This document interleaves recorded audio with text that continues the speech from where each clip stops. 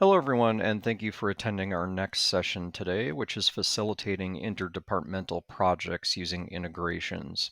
My name is Jim Tower, and I'm the Director of Customer Solutions here at RoboHead. A few reminders before we get started. Feel free to use the chat to ask any questions today and engage with other participants. Also, if you would like to get more entries to win prizes, you can feel free to leave us a review on G2. And also just a reminder that recordings will be available after each session completes back on the agenda tab. Okay, so we're going to go ahead and dive in here, and we're going to start off this session today with a problem. And I think this is a problem that a lot of you probably are facing now or maybe have faced in the past. And that's the fact that some projects initiate from different departments within your organization using tools other than RoboHead.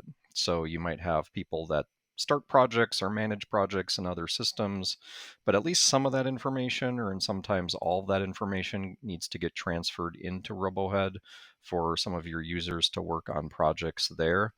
And in that case, projects sometimes have to be re-entered manually, which of course causes extra work and delays in the project. So the solution we're going to present today is an integration with Zendesk and RoboHead using Zapier. And we don't want to get too hung up today on the specific tool that we're using, which is Zendesk, but think about other tools that you use in your organization or other departments use in your organization, which could integrate with RoboHead that would kind of work the same way as the integration that we're going to present today. So you might have other departments, for example, using things like Jira, Salesforce, other CRM tools, HubSpot, maybe it's a Slack request, things like that. So everything we talk about today with this Zendesk integration can apply to other tools as well. And there are several main benefits to doing an integration like this, even though it's quite simple. And that's the fact that it will allow people to continue to work using their everyday tools. So again, you might have other departments not using RoboHead or maybe not using RoboHead's project request feature. They can still enter things or maintain things in their own tool while allowing a complete scope of work to be tracked back in RoboHead. So time is also going to be saved. You won't have that double data entry of information from one system to the other. And probably most importantly, it's going to reduce errors for you, because the last thing we want, for example, is for maybe a due date in one system to be translated or entered incorrectly into RoboHead.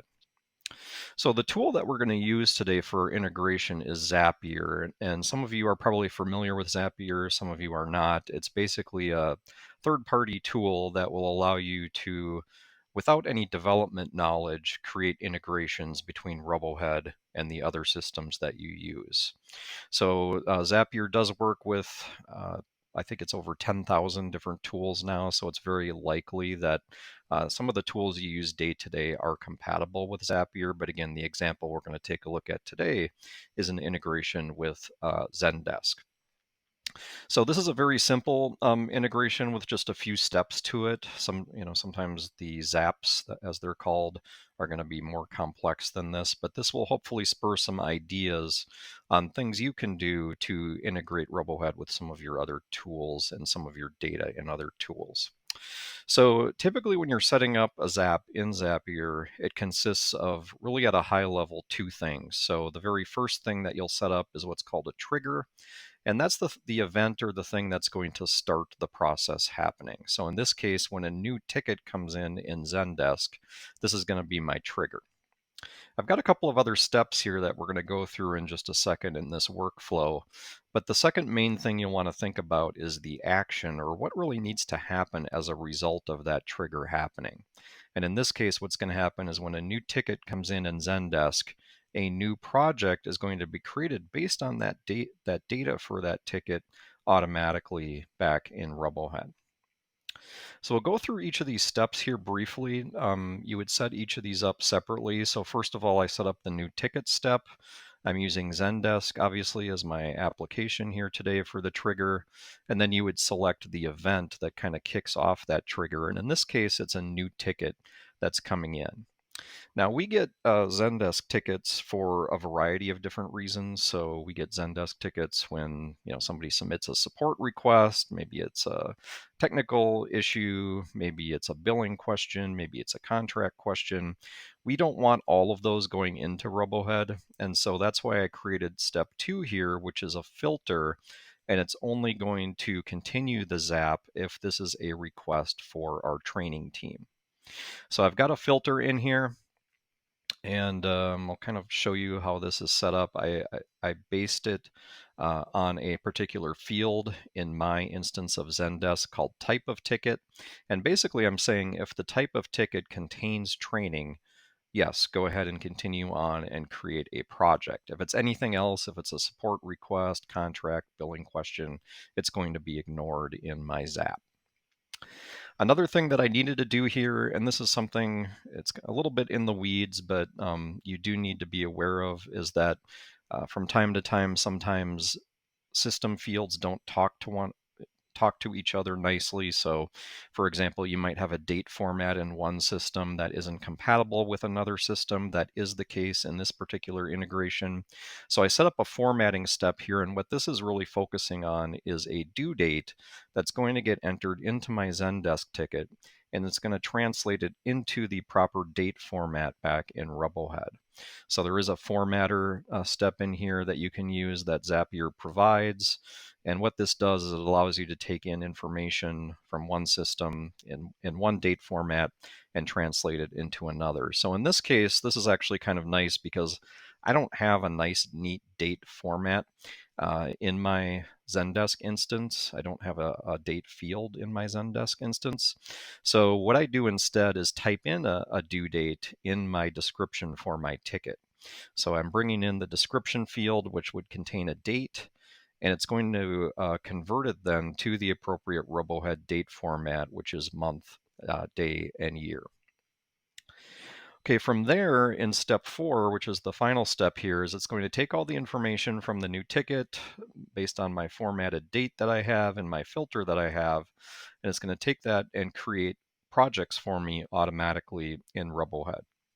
So this is my action, create project in RoboHead. When you set this up for yourself, of course, you would enter your own RoboHead account and your own credentials. But the key thing here is down under the action area, this is where I'm going to be able to map data fields from Zendesk into RoboHead. And I tried to keep this pretty simple here. We only have a few data fields in Zendesk to worry about, but you actually have access to map any information into any of your project form fields. So for example, here I've got a subject line of my Zendesk ticket. That's going to get moved in automatically as my project name. I've got a description box for my ticket. It's going to be moved into the description field in RoboHead for my project. And then you can also hard code things. So in this case, for example, any of these requests that come in, I know they're always going to be a project type of training in RoboHead. So I'm actually hard coding that here in the project type field for everyone. I'm also setting an initial project status here of in progress for every new project, so I don't have to change that later on. I'm also moving in some dates here. I'm moving in a ticket updated field, and I'm just going to say that's my start date for the project. And then remember back in step 3 here, I had that date formatter that we set up. It's taking the output of that, so the converted date, and moving it into the RoboHead due date field.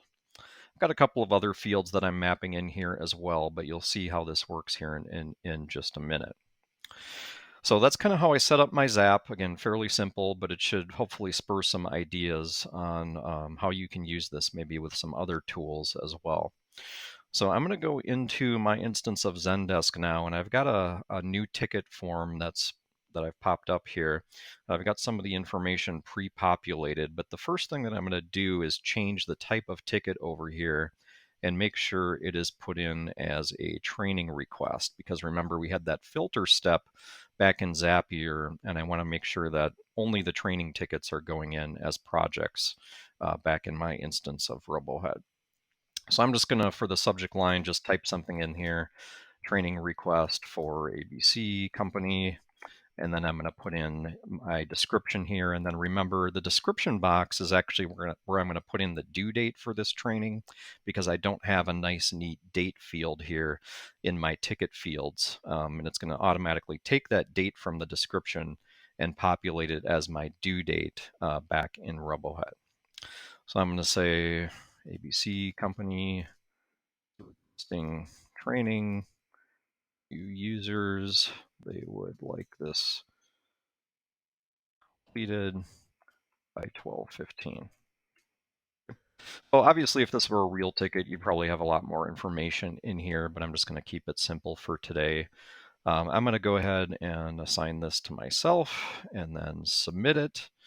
Now, as soon as I hit submit there, that's going to actually run that zap that we looked at a few minutes ago. So it's going to go through the process, it's going to run the filter, do the date conversion, and create a project automatically in the background. And so now if I go back here, back into my RoboHead account, I'm going to go ahead and refresh this.